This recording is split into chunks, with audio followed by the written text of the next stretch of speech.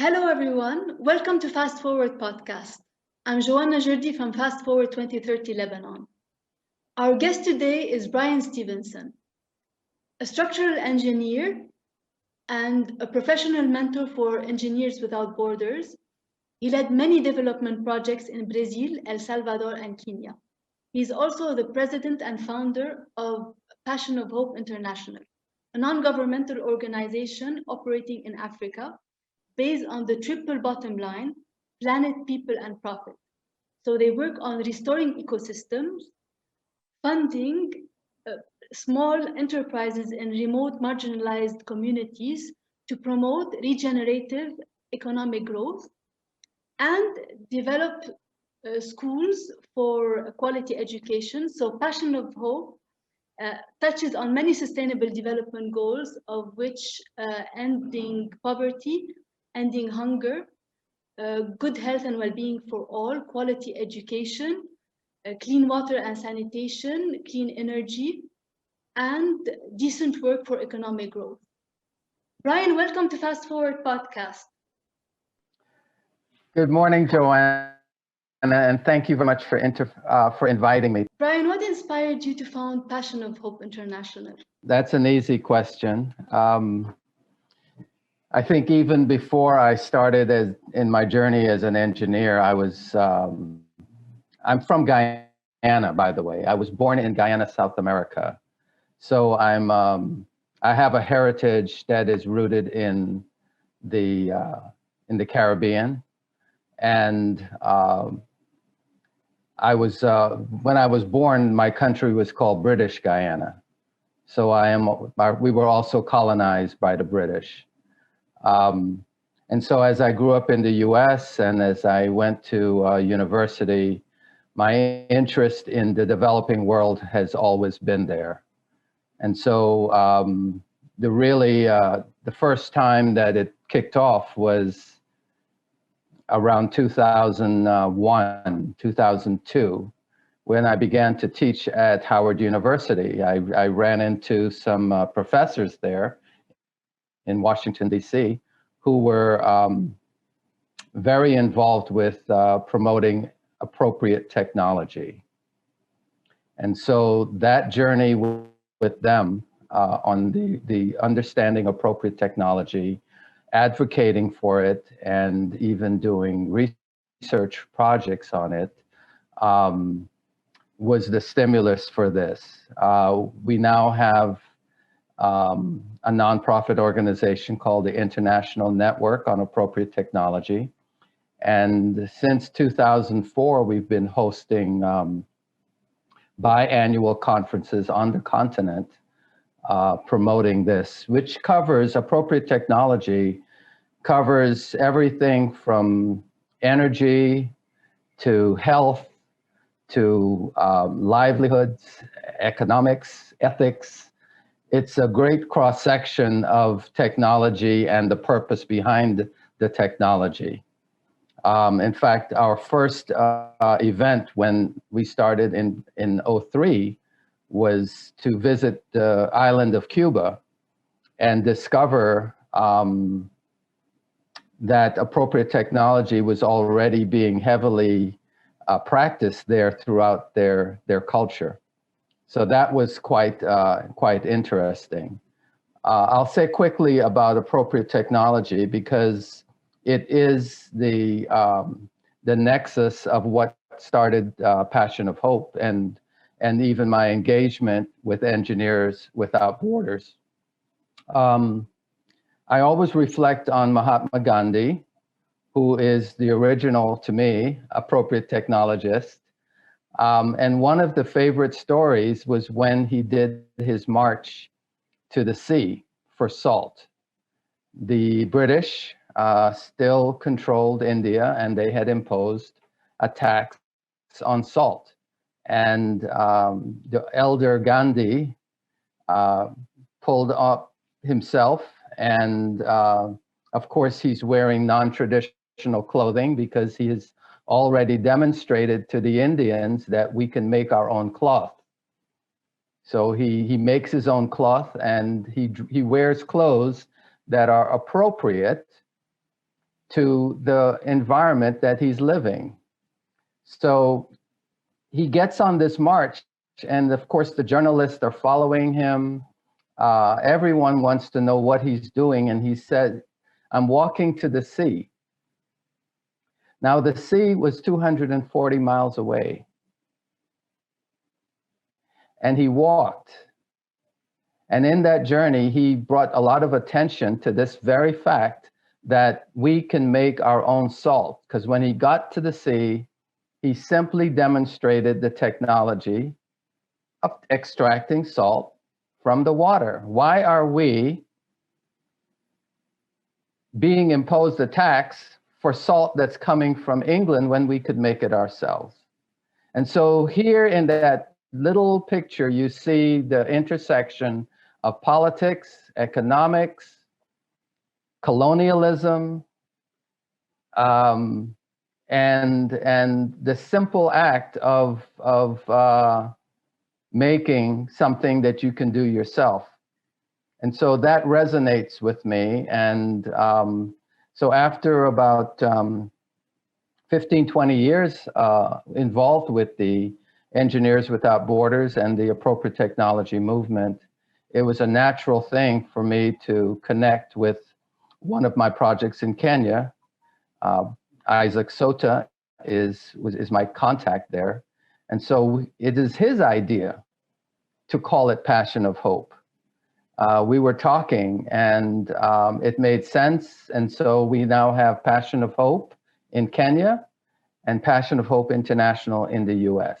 I love so much that you quoted Mahatma Gandhi, and it's definitely a great example. And it shows how important it is to invest in the ingenuity of the local people in order to promote their freedom, their well-being, and their democracy, and how interrelated they are with being productive and also valuing your culture and human heritage or your local culture as well. Yes. So it's a great example. So thank you so much for that.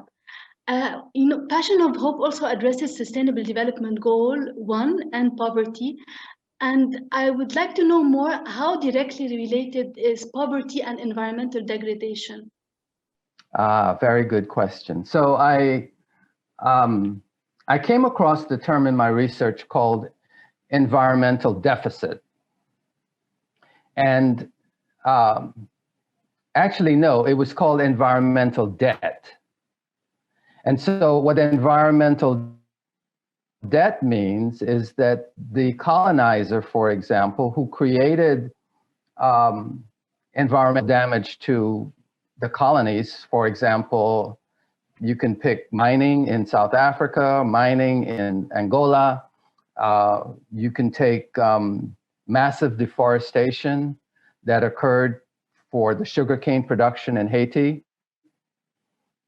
And you can go on to any particular place, and so the statement of environmental debt says you owe us for what you did because there is poverty that comes from it. I am now using a term environmental deficit, not so much that you owe, that's another angle, but the fact that there does exist a deficit because of bad decisions, bad policies. It could be simply imperialism. It could be simply and I'll give an example that is in one of the areas that we're working in Kenya. So the independent nation of Kenya, post-colonial, they had in the 1970s a great idea to create the first paper producing mill in Western Kenya. And so this is a new government. They have supposedly eliminated the shackles of the British. And so the paper mill was the major producer in all of East Africa making their own paper. And that is something to be celebrated. The problem is that the making of the paper produced pollution. It produced massive air pollution. It produced massive water pollution. It destroyed the forest, the Mao forests that were nearby. And there was no thought given to what was the impact of this initiative on the environment and on the people. It got so bad that the road from Uganda coming into Nairobi and coming into Kenya, which is heavily traveled, when you came through this town, you had to roll up your windows because the smell of the pollution was so foul. They eventually closed it down. And in the United States, we were doing the same thing. But in the 70s, we started the Environmental Protection Agency, and the Clean Water Act was passed that set rules that prevented this from continuing. That did not happen in Kenya. So they continued to do the pollution because there was no specific regulation. And today that area is still suffering from the loss of that economy of working at the plant, even though it was killing people through their respiratory health. The farms cannot produce that well because the plant itself impacted the environment and the ability to farm. And the forests were denuded, creating erosion and flooding and other things. So here was a good example of a noble cause. It's not related to colonialism. It's simply related to doing something positive. But if you don't consider the environment, you create another disaster. They don't have to contradict each other. It's possible to have both, to have conscientious environmental conservation and at the same time have development in industries. So they can work side by side, but it's just and make money. Exactly. Absolutely. That's the triple bottom line. And too often in the past, we were simply pursuing profit without regard for the communities that we were impacting and without regard for the environment. In recent times, you can simply look at Flint, Michigan, and what they've done to the water supply there. And 25 years from now, who knows, that may still be a residual environmental and ecological deficit because it impacts livelihoods and it's not easily corrected. So it's a question of planning and being mindful of all the different components. So what I would add to that, Joanna, is that because let's say that particular area of Bungoma County in Kenya where the paper plant was operating and failed, and there are other industries there that have also created a similar problem. But what it means is that the young generation cannot produce like they used to produce in terms of farming. They can't feed themselves. They're dependent on a big employer who, when they shut down the entire metropolitan area. This is very true of many of the cities in the US post-industrial era. After they had their mills and they had their industry during the early 1900s, it's folded.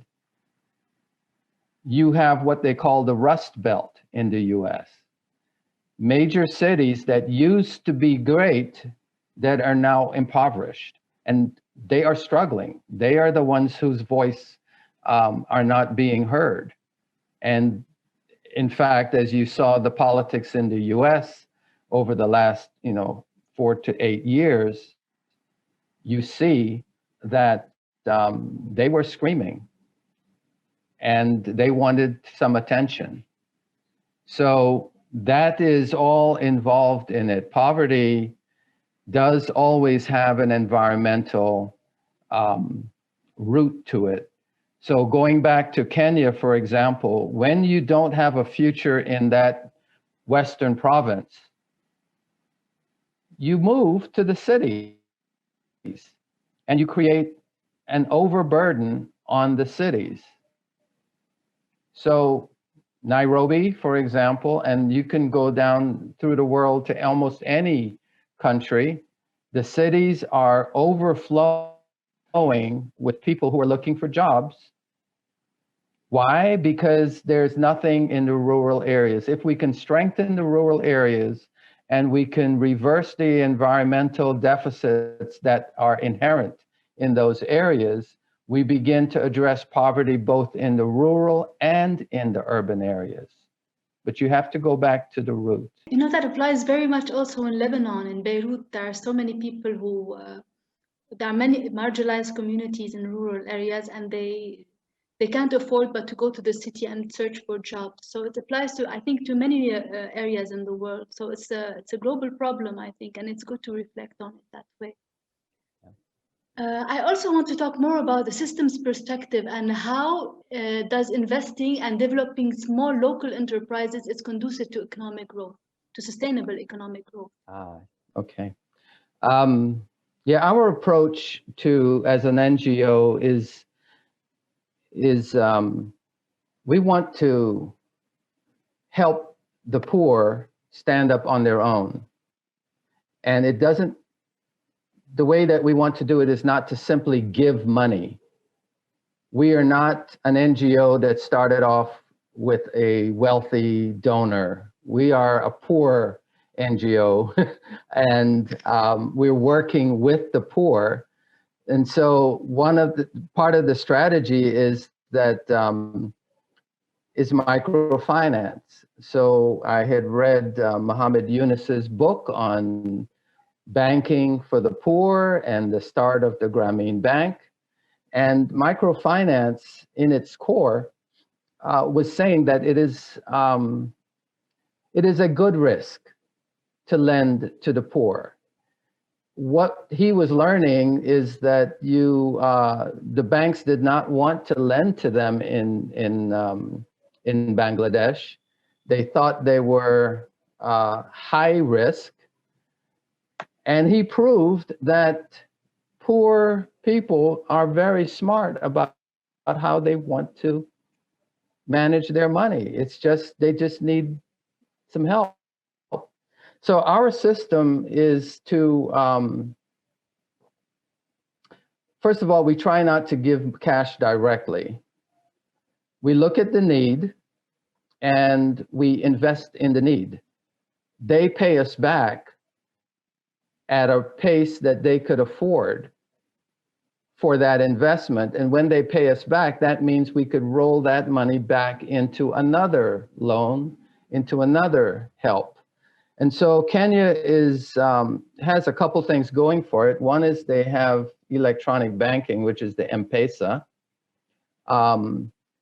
They also, the poor don't necessarily have to have cash. As long as they have a cell phone, they can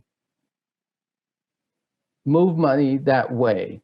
But the other thing is that they have something called the chama. It's like a round table where the poor, and it's often women, they come together and they form a little organization.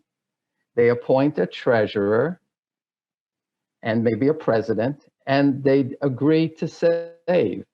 They agree to take their little coins that they've saved and put it in a pool to help one another. And this is a great thing. It's organic. The government does not have to be involved. And every week they come together, they put something in the pot,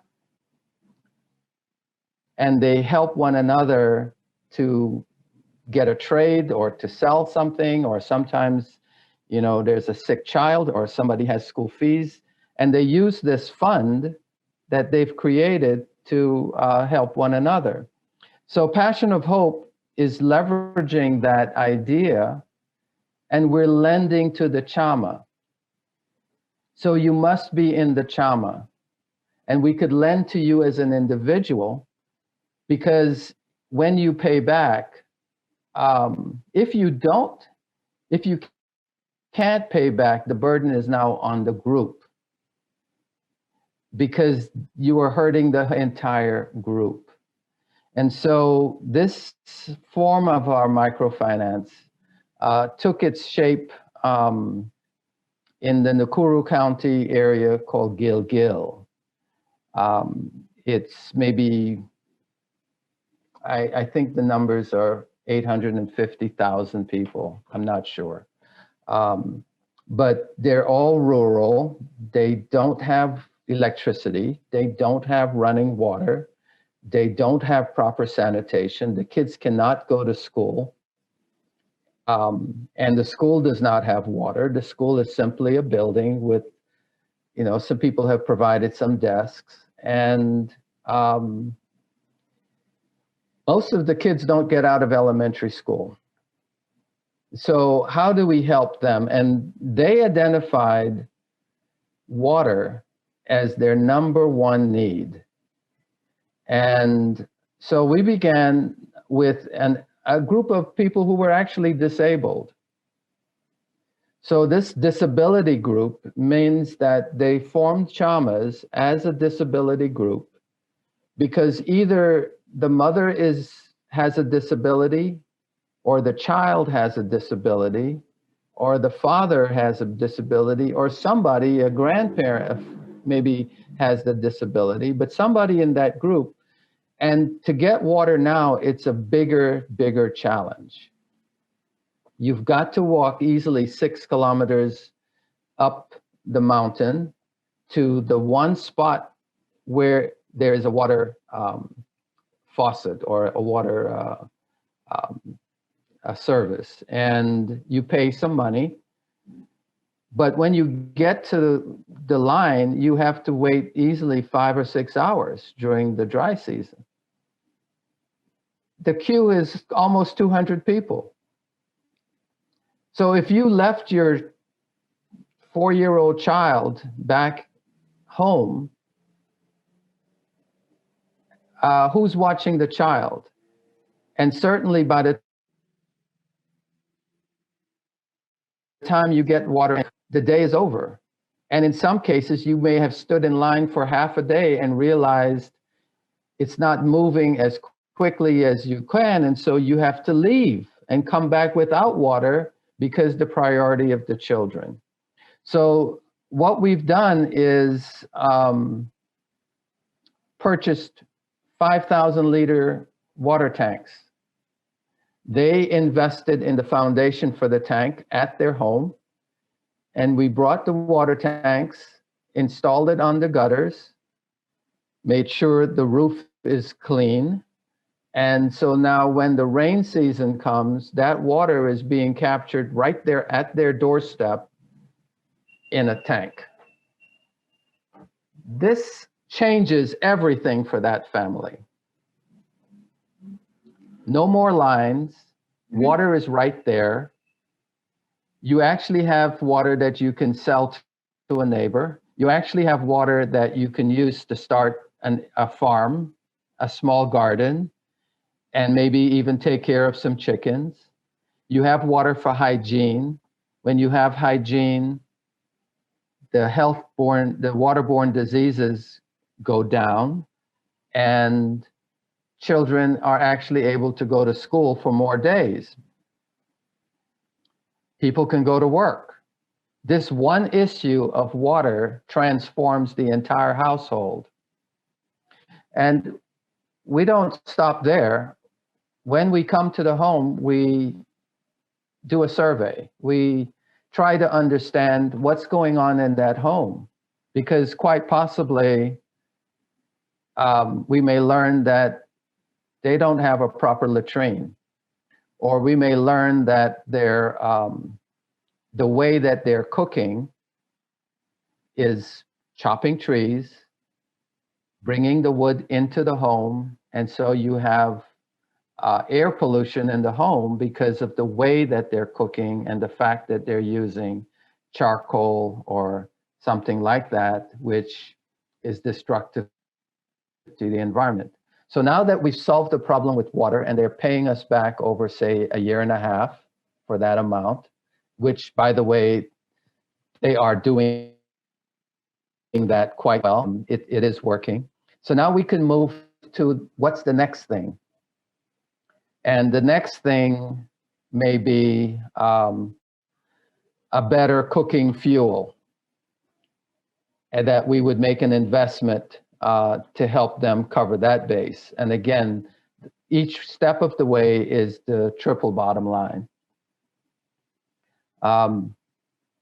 We're trying to repeat that methodology in other communities. So from what I understand, Passion of Hope is integrated in the local culture, and you go and you live with the people and you understand their culture and their way of living in order to know how best to serve them and to serve their systems. So my contacts, particularly Joel and Isaac in Kenya, they are the ones who are directly connected with the culture. And so when we have our weekly meetings, I'm learning from them what some of the challenges are culturally, and what works for them culturally as far as solutions. And it helps that once we engage with a community, we have field people who go and they go to the Chama meetings, and they are making observations and recording some of the observations to help build up our understanding of what really is going on in the community and what some of the needs are. I'd like to talk more about food sovereignty and the impact of that and the local community. So we had in November of last year, during COVID, there was the 9th International Conference on Appropriate Technology, which was hosted by the University of in Johannesburg, actually in Pretoria, and we had a 2-day workshop on agriculture. It's called innovative agriculture. The Swahili word we used was kilimo bunifu, which means innovative agriculture. And in the preparation for that 2-day workshop, we had a representative from the Alliance for Food Sovereignty in Africa, AFSA, Dr. Million Belay, who spoke to us. And he introduced the term of food sovereignty. And my understanding of food sovereignty is that it's about the right of a people, the right of a culture to have healthy, culturally appropriate food, and that the way it's produced must be sustainable and sound and clean. So food sovereignty is not just food security, but it's the right of the people to control what they're eating, how it's produced, and making sure that it is healthy for them. Quite often what we've seen with globally is the imposition of big agricultural firms from a different environment coming in and in the interest of global expansion of their corporate business, imposing a different food into a region. And it's always not culturally appropriate. Sometimes, as we discussed just now, that you can have, as people migrate, they bring their foods and they bring their culture into that region. And sometimes it's embraced and sometimes it's not. But what I'm talking about now is the role that big agriculture has played globally in their efforts to push their profit margins and expand their markets by making sure that every nation almost is using their products, whatever that may be. And so it has led to a lot of the hunger challenges that we are addressing in Sustainable Development Goal number 2. When you are, and maybe I can give, I'll give a couple examples. I'm aware, for example, that in Haiti, in the Caribbean, that as farmers are trying to have food sovereignty, which is to restore the land that was deforested and replenished. Haiti at one point was the most productive land for the French colonies during colonialism and during the period of slavery. But today, when farmers are trying to establish their own food security and their own food sovereignty, you have other players, for example, the United States, which is imposing because of better prices, they're bringing in their agricultural products, they're bringing in their corn, they're bringing in their tomatoes, they're bringing in US products onto the Haitian population. And so the Haitian farmer is not able to survive. He cannot beat the prices because they're coming in much cheaper than he's able to produce on his own land. And that's a policy issue. And it's also the influence of big agriculture. And so on the continent of Africa, you see a lot of the same things. Certainly Francophone Africa still is under the influence of French businesses who are continuing to supply foods into these countries, even though those countries can produce their own in their own way at a much better price. And so it affects nutrition, because certainly as you're bringing food from far away, you have to store it longer, which means that your preservatives, the chemicals that you're using must be higher. So you end up getting more sugar and more salt, essentially, in these foods. Again, the same thing is it's not just here in Africa, it's going on in the US. There are food deserts all through the US where the one source of food is coming from a source that is trying to keep shelf life. And to keep shelf life on their products, they use extra salt, extra sugar, and it affects the health of the population. So we're trying to emphasize regenerative agriculture as the process.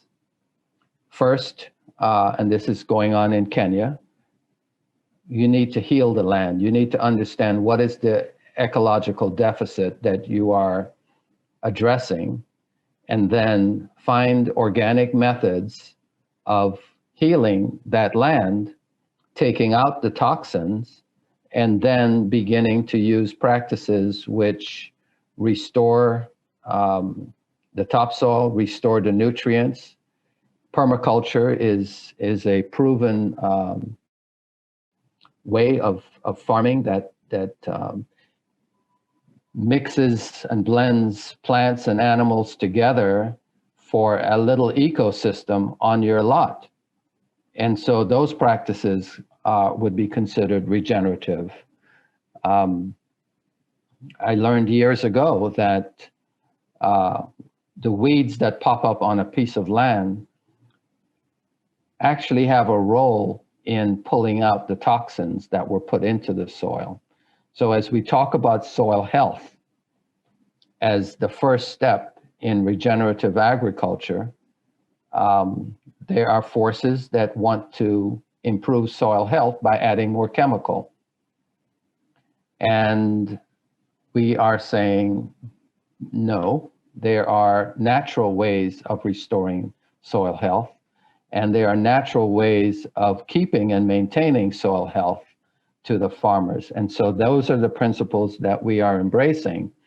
And they turn out to be more effective and less expensive for the farmer, less dependent on pesticides, less dependent on fertilizers.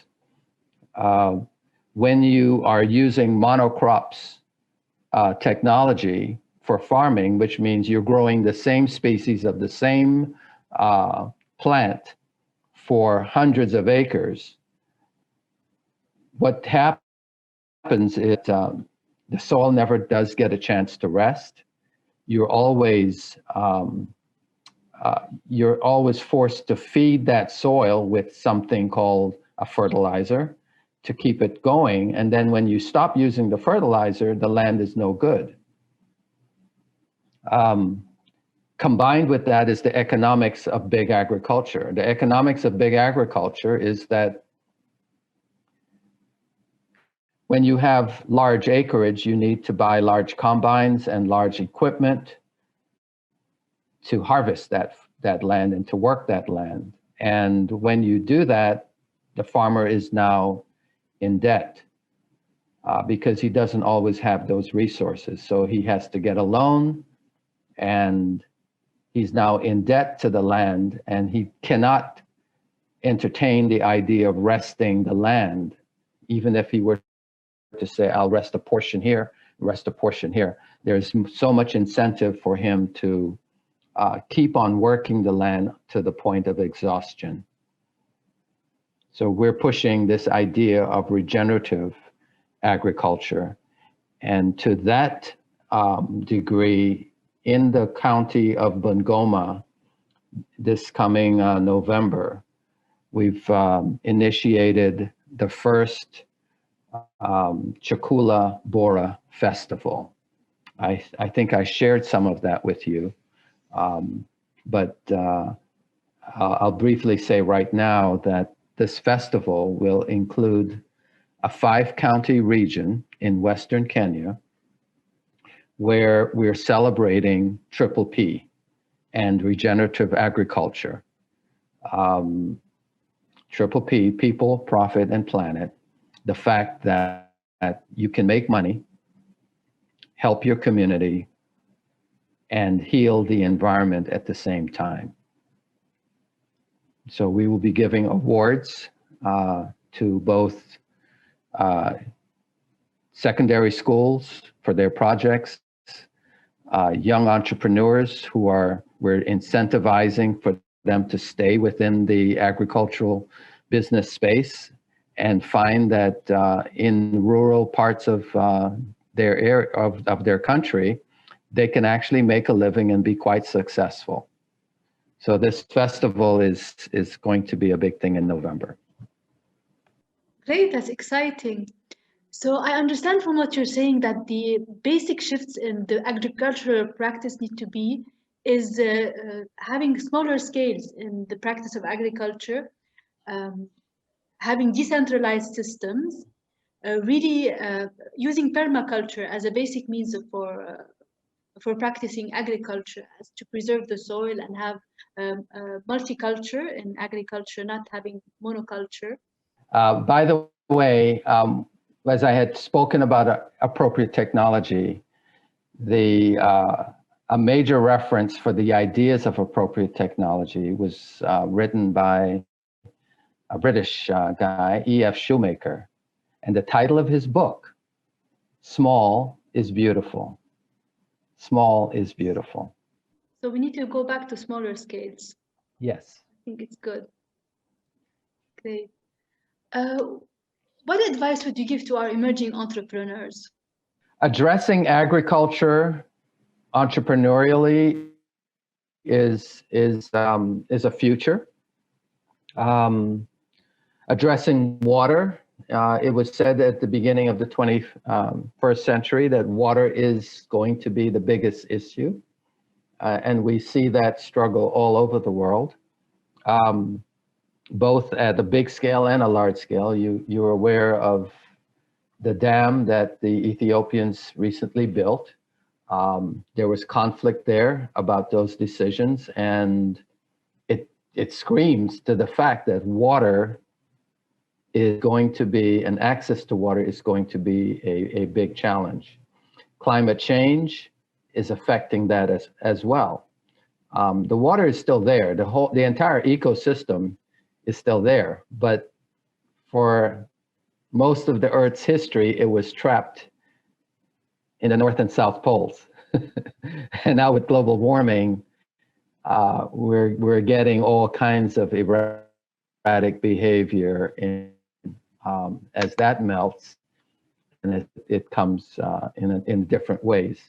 So yeah, I would say that entrepreneurship is something to be celebrated. I think that any shift away from big business, as noble as they may be, there is still economies of scale, and there's opportunities for young people in particular to get a good education and then use their God-given talents to innovate, find a solution, and use triple P. There's something in the Passion of Hope mission statement that I found very interesting, which is, and I quote, breaking the post-colonial and post-enslavement mindsets. So how does quality education contribute to that? Seen this on multiple continents, how it has manifested itself. Certainly post-colonial, in my own country of Guyana, post-colonialism in the Caribbean, post-colonialism on the continent of Africa. There were mindsets that have become entrenched, and it takes many, many decades for some of these mindsets to be erased.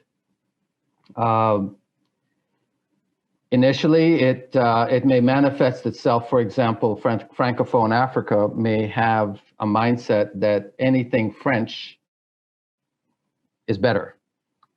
So French products are welcome because that was the mindset. It affects how you are able to look someone in the eye. Many of the African nations that had a colonial past, even South Africa, which had a different form of colonialism or I'll just say oppression, the ability to look at someone in the eye, man to man, woman to woman, human to human, is sometimes been degraded. So there is a mindset that I can't look at you in the eye, or whatever you say is always correct. That's a mindset, and I don't know what the best way to to address it is, but certainly it begins by understanding your own value and your own self-worth. And then also understanding your history, and that comes from education. Education always sometimes has an agenda. Not always, but it can have an agenda.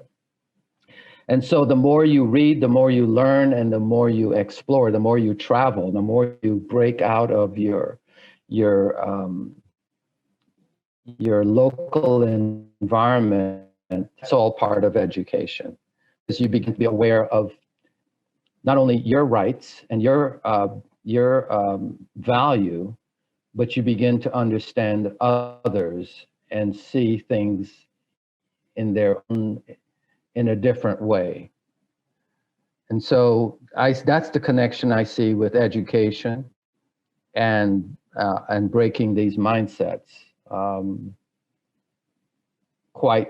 For quite a long time in the Latin America, what was imposed was from the U.S. after, because they were they were independent way before the other colonies. So the Spanish, for example, over 100 years ago, had let go of these nations, and you had the Monroe Doctrine, which said basically, don't come over here for trade unless there's certain policies that are being followed. And so there are mindsets there that oriented everyone towards, say, the United States. Similarly, in Africa, there are mindsets that have been developed from a colonialist, over 50 years, 100 years of colonialism created a mindset. And it also created ways of operation and ways of doing business. For example, when I came to Benin, what was a little alarming was the amount of bureaucracy that I was seeing for every small transaction. And I tried to understand why simply to pick up bread from a store or to get my clothes from a laundry, to actually go to a bank and do a transaction, why there was so much bureaucracy that was entrenched. And everything was written down on pieces of paper that it was not computerized. And I began to question it.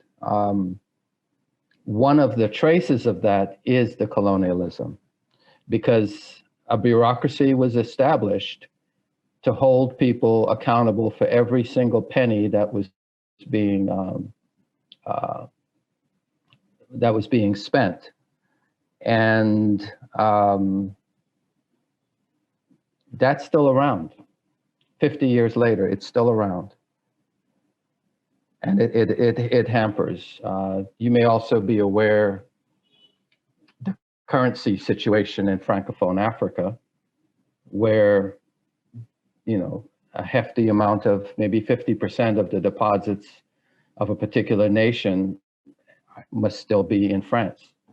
And this is over 50 years after independence. And they're using the French franc. So these are issues that go back to colonialism and go back to the economic control that has maintained itself after colonialism. So it's having this wider perspective as well. So I think this is what education could probably benefit in breaking those mindsets. That's correct. And so I would add that a lot of this education doesn't necessarily come from a book. It comes from experiences. It comes from traveling. It comes from seeing. And experimenting also, probably And trying new ideas. Yes. Not everything that was colonial is evil. There were things that Africans were doing, for example, that could have been positively influenced by an English or French or Portuguese superpower, and those are to be embraced. You can't just put everything as evil, but when you do see something that is negative, and that is dehumanizing, and does not affirm your value, then that has to be questioned. What do you think is the most crucial issue that needs to be focused on in today's world? I may want to put education near the top, because as we just shared, it helps people understand people, and it helps give historical context to what has been happening. We recently in the United States came through the most divisive period of our history in recent times. And a lot of it comes down to people understanding one another and understanding that our views are shaped by who we are listening to as well. So in this 21st century, we have social media, who is kind of like a puppeteer, playing one against the other and creating a divide. Yes, in this 21st century, we have so much more available knowledge than we've ever had before, even at our fingertips. You know, if I forget who the actor was in a favorite movie, I can simply go to Google and pull it up in a second, and remember what year it was and remember everything. But at the same time, the freedom that came with the internet also has actors who are preying on the information of what our choices are, and in preying on what our interests are to make a sale and to feed our thoughts in a particular direction. And so a lot of the division that we've seen in the United States and even in Europe has started because of how social media has taken what was a private matter and manipulated it for their gain. So within the United States, as we saw in January when you had this takeover of the US Capitol, that was easily, you can say, 5 to 10 years in the making because of social media and who we listen to. And so education is the ability to transcend all of that and zoom out and see what's happening and listen to different voices and hear one another. So I think that is key, because it does lead to peace, reconciliation. It does lead to people valuing one another, and it affects better decision making in what we do as we talk about climate change.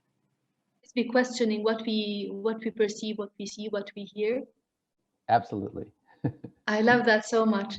Thank you so much, Brian. Thank you so much. Thank you so much for all who inspire us to apply sustainable development goals from Fast Forward 2030 Lebanon. Let us value our natural and human heritage to provide the best life quality for future generations.